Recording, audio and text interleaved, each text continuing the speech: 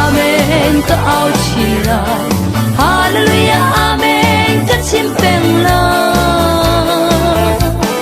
athum ai na ka thai ka du chi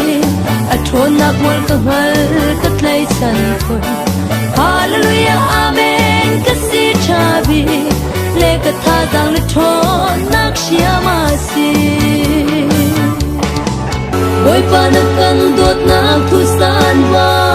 nang ma dong sang chin chin dot kan du kan na ka mun ma la di lo nang ma dot tuk na ka pe ko boy pa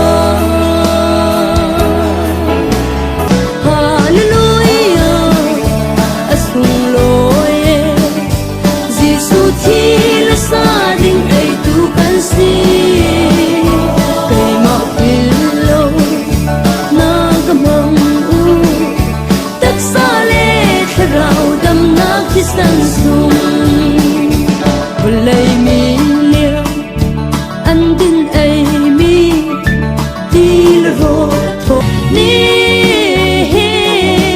kan la ya ti re pa khat le pa khat ra ram nak sar thalo a ke I akwai chia mi chi pa bu le in chung khar ke kan